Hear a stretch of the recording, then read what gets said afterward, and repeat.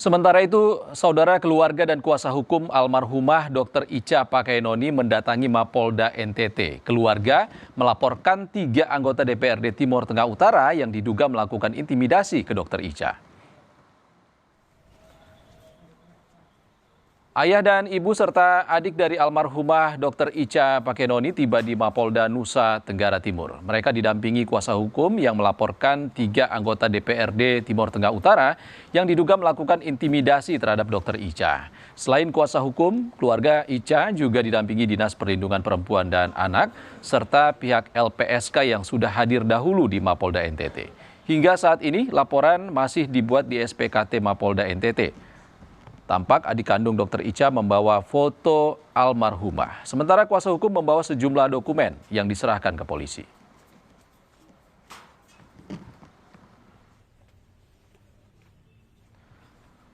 Dan saudara, keluarga dan kuasa hukum Dr. Icha Pakaienoni sudah tiba di Mapolda NTT. Lalu bagaimana situasi terkini di sana? Kita sudah terhubung dengan jurnalis Kompas TV, Citos Natun di Kupang, Nusa Tenggara Timur. Selamat siang. Citos, apakah keluarga sudah selesai melaporkan dugaan kasus ini kepada polisi?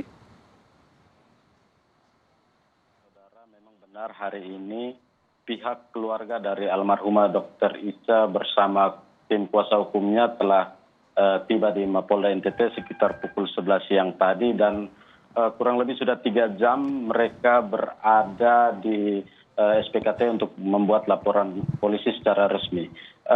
Untuk diketahui sendiri, Iksan dan juga saudara, memang tadi kami melihat kuasa hukum dari Dr. Icha sendiri membawa sejumlah dokumen yang memang dipakai atau digunakan untuk membuat laporan ini karena menurut informasi yang kami peroleh dari tim kuasa hukumnya bahwa sebelum laporan dibuat di Mapolda NTT ini memang Dr. Icha terlebih dahulu telah membuat semua kronologi yang dituangkan dalam sebuah dokumen yang kemudian dilaporkan ke Badan Kehormatan di DPRD TTU dan juga ke Dinas Kesehatan TTU. Dan sampai sekarang Iksan dan juga saudara memang pihak keluarga dan kuasa hukum masih berada di dalam ruang SPKT. Kita masih terus menunggu sejauh apa proses pelaporan dari tim laporan terhadap 3 anggota DPRD Kabupaten TTU yang diduga melakukan intimidasi terhadap Dr. Icha pada 13 Juni lalu. Dan kalau kita melihat Iksan dan juga saudara, tadi kami sempat berbincang dengan Wakil Direktorat PPA dan PPO Polda NTT. Beliau menegaskan bahwa polisi sudah melakukan sejumlah rangkaian pemeriksaan terhadap sejumlah saksi dan juga 3 anggota DPRD dari Kabupaten TTU. Dan memang polisi juga sudah mengantongi sejumlah alat bukti berupa rekaman CCTV dan juga handphone serta surat wasiat yang memang ditinggalkan oleh almarhumah Dr. Icha. Dan untuk kasus ini Polda NTT menyiapkan satu pasal yang dikenakan atas kasus ini yakni pasal 530 dari KUHP terbaru, dan kita masih menunggu seperti apa proses penanganan kasus ini dan juga seperti apa laporan yang sudah dilakukan oleh pihak keluarga dan kuasa hukum dari Dr. Icha sendiri. Iskan. Cito, singkat saja, siapa yang dilaporkan oleh keluarga Dr. Icha dan apa sebenarnya temuan baru dari tim investigasi gabungan?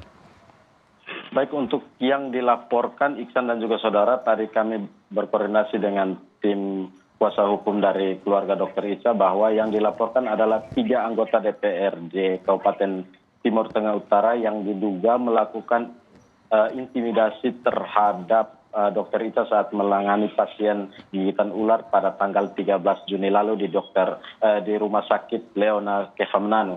Dan untuk temuan terbaru kami masih akan melakukan update karena sampai sekarang tim keluarga dan juga tim kuasa hukum dari Dr. Icha sendiri belum keluar dari ruang SPKT, dan sampai saat ini kami masih terus menunggu untuk mengupdate informasi terbaru pada pemirsa. Iksan. Baik, terima kasih Citos Natun langsung dari Kupang, Nusa Tenggara Timur. Terima kasih Citos.